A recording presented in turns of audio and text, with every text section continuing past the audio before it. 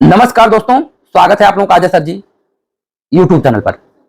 आठवें वेतन आयोग को लेकर के कर्मचारियों के मन में तरह तरह के प्रश्न हैं कि आयोग का गठन कब होगा, आयोग अपनी रिपोर्ट कब प्रस्तुत करेगा, कितना फिटमेंट फैक्टर होगा, क्योंकि सभी की आशाएं आठवें वेतन आयोग को लेकर के काफी ज्यादा हैं।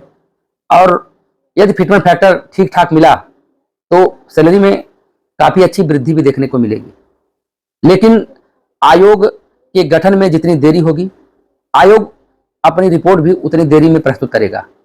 वैसे आयोग 1 जनवरी 2026 से ही लागू हो रहा है, लेकिन उसकी रिपोर्ट आने में विलंब होगा। कारण क्या है? अभी आयोग का गठन नहीं हुआ है।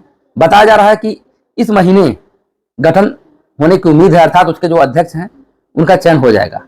अगर मई और जून को सम्मिलित किया जाए कि मई जून में यदि इसके पदाधिकारियों का गठन हो जाता है तो यह आयोग 1 वर्ष लगा देगा अपनी रिपोर्ट प्रस्तुत करने में।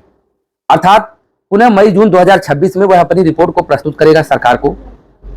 सरकार समीक्षा करेगी और समीक्षा करने के उपरांत वह लागू करेगी।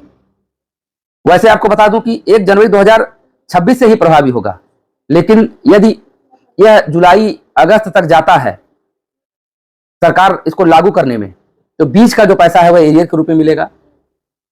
लेकिन आपको बताना चाहता हूं कि जितना इधर विलंब होगा उतना जाकर के उधर विलंब होगा।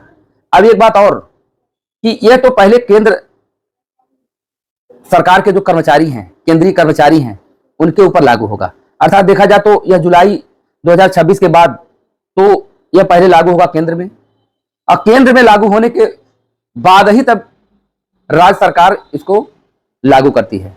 अर्थात यदि मानकर चलें कि 1 वर्ष 1.5 वर्ष अगर केंद्रीय कर्मचारियों को लागू होने में लगा, तो अवश्य 5-6 महीने राज्य सरकार को लागू करने में लगेगा। अर्थात देखा जाए तो अभी मोटी मोटा आप समझ सकते हैं कि 1.5-2 वर्ष।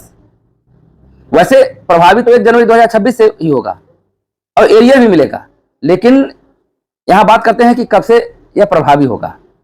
तो यह मानकर चलिए कि 1.5 से 2 वर्ष का समय अभी लग सकता है। तो जो भी प्लानिंग आप कर रहे हैं, तो आप ये 2 साल का बैलेंस अपने पास रखते हुए, या आप ये मानकर चलिए कि अभी 2 साल अभी आपको बहुत हाई रिस्क लेने की आवश्यकता नहीं है, क्योंकि अगर वर्तमान में भी तत्काल आप हाई रिस्क ले लिए तो 2 साल आप कैसे खर्चे को अपने चलाएंगे, इसको आपको समझना होगा। क्योंकि जैसे ही सबको 1 जनवरी 2026 सबके मन में चल रहा है कि 1 जनवरी 2026 और अभी मई चल रहा है, ज्यादा वक्त नहीं है, लागू हो जाएगा तुरंत सैलरी बढ़ जाएगी। सैलरी तो उसी समय से बढ़ेगी, लेकिन कब से मिलने लगेगा और एरियर मिलने में भी वक्त लगेगा। तो वही जो लंबा इंतजार है वह 1.5 से 2 वर्षों का मानकर चलिए। और केंद्रीय कर्मचारियों को तो तत्काल मिलेगा, लेकिन राज्य सरकारियों को फिर 5-6 महीने का इंतजार करना पड़ सकता है। तो सब कुछ अपनी प्लानिंग बना करके काम करने की जरूरत है।